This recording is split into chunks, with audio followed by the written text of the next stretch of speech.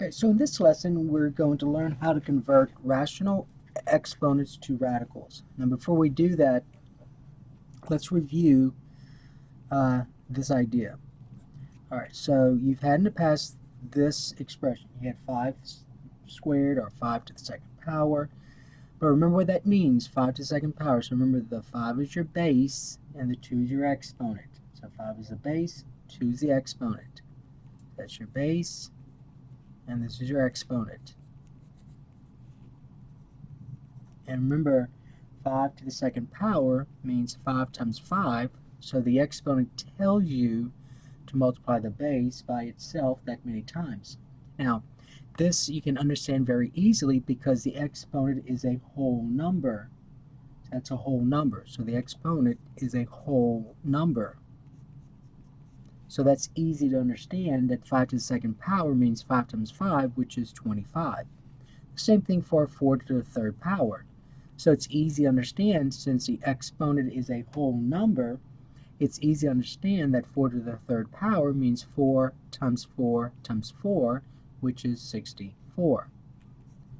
All right, so when you're dealing with, and by the way, 2 and 3 are still considered rational exponents because those are 2 and 3 are rational numbers. But in particular, they're whole numbers, and so when the exponents are whole numbers, it is easy to see how to evaluate those expressions. 5 to the second power means 5 times 5. 4 to the third power means 4 times 4 times 4. But here's the situation. Suppose you are asked to simplify, let's say, a to the 1/3 power. See, in this case, the exponent is not a whole number. It's a rational number, but it's not a whole number. So it's a little bit more difficult to understand what that means in terms of what we just did. So when we have this fraction, this rational number that's not a whole number, we got to think about this in a different way than what we did here. So the terminology is still the same. This is still your base, and this is still the exponent, but the idea behind it is a little bit different. So when we talk about a to 1/3, you learned in a previous lesson this idea that if I have a raised to 1 divided by n power, now notice in this case the exponent is 1, you learned in a previous lesson that I can rewrite this as a radical. So whenever the exponent is a rational number, a fraction, not a whole number, like these are whole numbers, but a fraction, then you can write it as a radical. So you can always write expressions involving rational exponents, that's not a whole number, as a radical. And to do that, the denominator, remember, and again, this was in a previous lesson, so you need to review that part if you need to. So the denominator is going to be your index. So and if the exponent's 1, the numerator is 1, then this becomes the nth root of a. That's all that is, the nth root of a. And so if we take this idea and use it here, then this becomes, so you notice that the 3 is your denominator, so that's going to be your index of your radical. And so the numerator is a 1, so we're going to use this rule right here, this property, and so that becomes the cube root of 8. And then we all know that the cube root of 8 is 2, because 2 times 2 times 2 is 8. All right, so whenever you have a rational exponent that's not a whole number and the numerator is a 1, then this is just the cube root of 8. So it's just going to be, the denominator is going to be your index. All right, so let's go ahead and write this as number 1. All right, now using that same idea, let's look at this one. Now, if you want to understand why this is true, and there's a pattern that we use, you need to go back in the previous lesson. So this was from a previous lesson. And that lesson is on Blackboard. I'm sorry, on Canvas. So go to Canvas. It's on Canvas. All right, the next one. All right, using the same idea, using this same rule right here. This is going to be 27 to the 1/3. 27 to the 1/3. So notice that this exponent is different from these. So these are whole numbers. This is not a whole number. So we got to think about this rule right here. And so remember, the index is going to be the denominator. So that's going to be your index.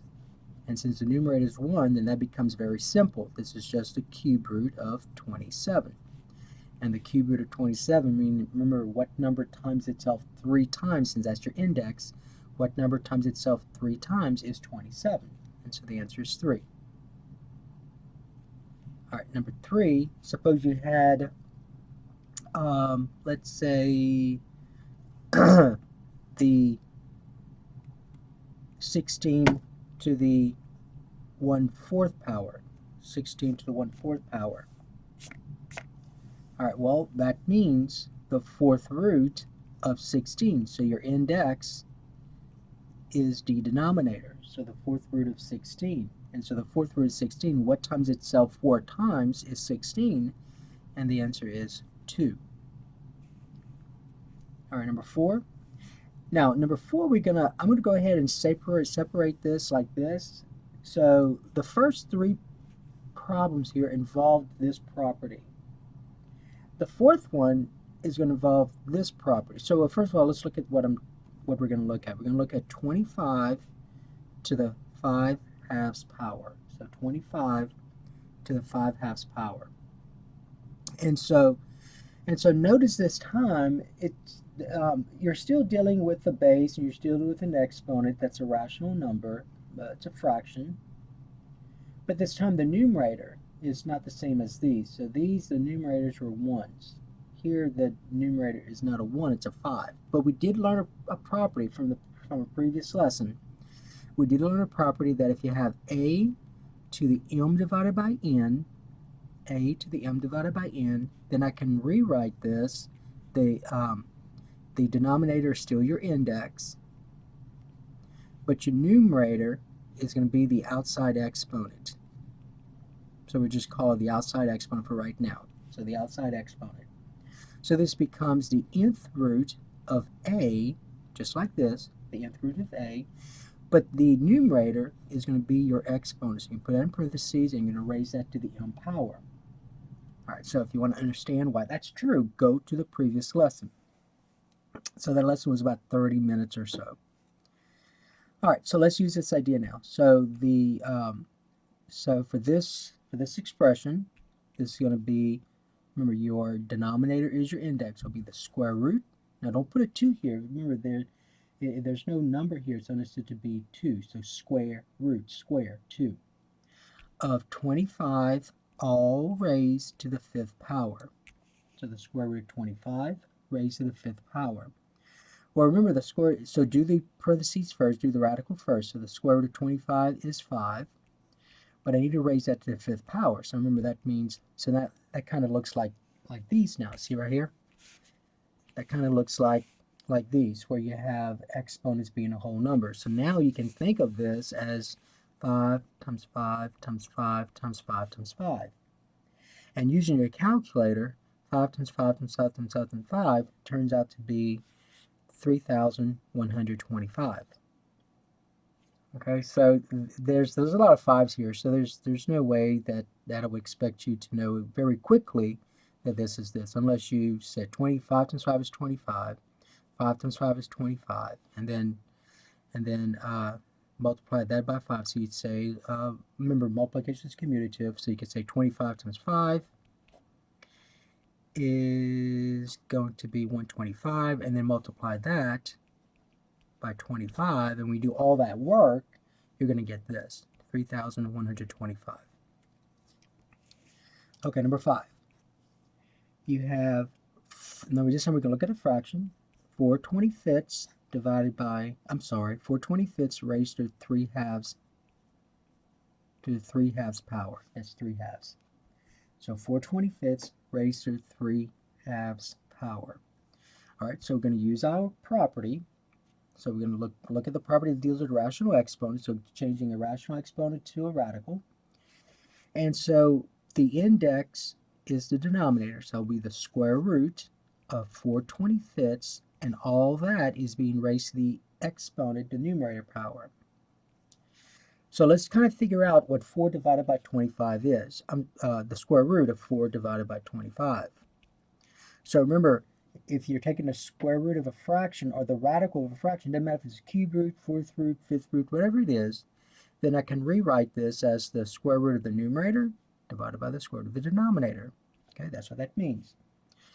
And the square root of 4 is 2, and the square root of 25 is 5. So this right here is 2/5. So that becomes 2/5 raised to the third power. So 2/5 raised to the third power. And then we can now think about, see this outer exponent, it's a whole number. So now I can use the fact that 2/5 to the third power means 2/5 times 2/5 times 2/5. And so when you multiply fractions, let's multiply the numerators. 2 times 2 times 2 is 8. And then 5 times 5 times 5 is 125. So this becomes 8 divided by 125. So that'll be your answer for that one. All right, number 6. Okay, number 6, you have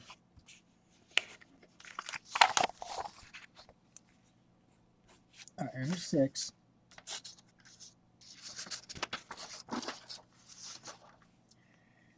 All right, you have negative 1/8 raised to the 4/3 power. Negative 1/8 raised to the 4/3 power. All right, so again, my denominator is going to be your index, so you have this rational exponent, you want to change it to radical, because there's no way that you could understand this to mean something like you've had in the past. So whenever you have the exponent being a rational number that's not a whole number, then you want to change it to a radical. So you must change it to a radical. So this becomes the cube root, your denominator, your index, of your fraction, negative 1/8, so that's your radicand, and all that's being raised to the exponent, which is your numerator. So just like before, you're going to deal with the cube root of negative 1/8. Well, remember, the cube root of negative 1/8 means the cube root of a negative 1 divided by the cube root of 8. Cube root of a negative 1 divided by the cube root of 8. All right, let's talk about the cube root of a negative 1. So let's kind of discuss that for a little while. So cube root of a negative 1 means what number times itself 3 times is negative 1. All right, and so if you said negative 1, that's correct, because negative 1 times negative 1 is 1. 1 times negative 1 is negative 1. So this becomes negative 1. So my numerator is going to be negative 1. The denominator, what number times itself 3 times, is 8, and the answer is 2. So now what I found was the cube root of negative 1/8. That's what I found. So this becomes negative 1/2, and all that's being raised to the 4th power. And so now that looks like something we've had in a previous course. So negative 1/2 to the 4th power, if I go here, negative 1/2, sorry. Negative 1/2 to the 4th power means negative 1/2. Let me rewrite it this way. Negative 1/2 times itself 4 times. That's what that means. So this means this. And so when I multiply the numerators, negative 1 times negative 1 times negative 1 times negative 1, that's a positive 1. And the denominator, 2 times 2 is 4, 4 times 2 is 8, 8 times 2 is 16. So I get, as the answer, 116. So that's the answer. All right, number 7. So number 7, suppose you had this idea. Suppose we had negative 49 to the 3/2 power. So negative 49 to the 3/2 power. All right, now we got to review something. So let's look at this review for a moment. In a previous course, you learned that there is a difference between negative 5 to the second power that looks like this versus negative 5 to the second power that looks like this. So notice one has parentheses, the other does not. This one's easy to look at. So if you look at this one, the base is a negative 5. So negative 5 is being raised to the second power. So this means negative 5 times itself, which is a positive 25. Mathematically, what you learned was that if there's no parentheses, the only thing being raised to that power would be 5. If I wanted negative 5 to be raised to that power, to that exponent, I would have to put in parentheses. So what you got to remember is this. So if you need to cover up this negative symbol right here, then you go ahead and do so. So the only thing being raised to the second power, so the base in this case is only 5. It's not negative 5. Here the base is negative 5. Here the base is 5. So 5 squared is 25, but it's going to be a negative 25. So there's a difference.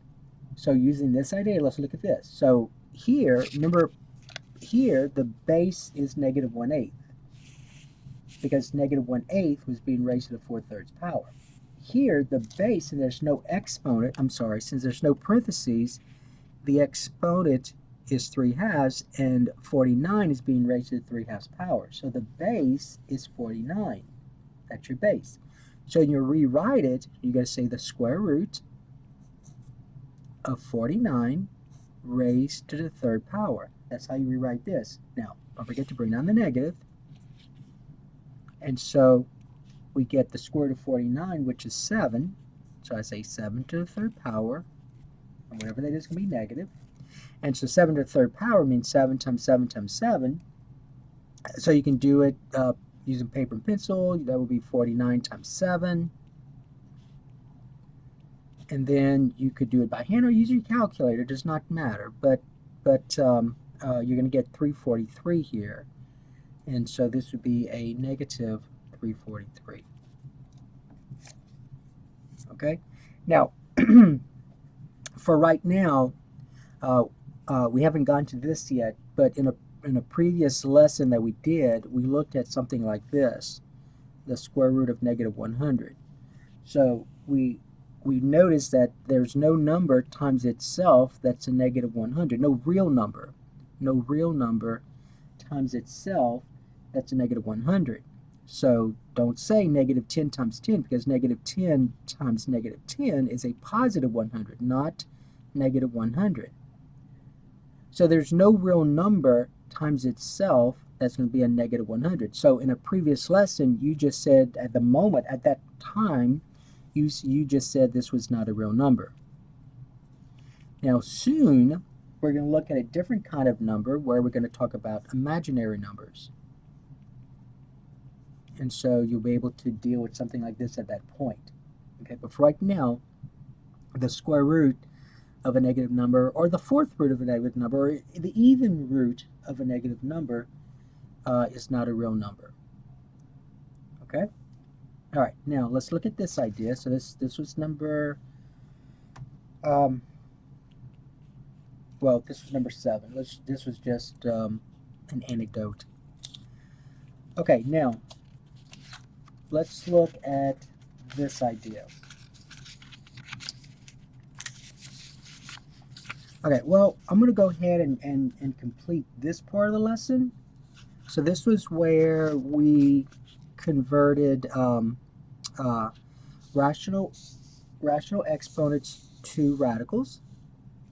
All right, now notice that all of these involved the bases being real numbers. Okay, notice real numbers. What we're going to do now is, in the next lesson, is look at problems where the bases involve variables. So that'll be the next lesson. So I'm going to go ahead and end this lesson. So we're going to call this part 1,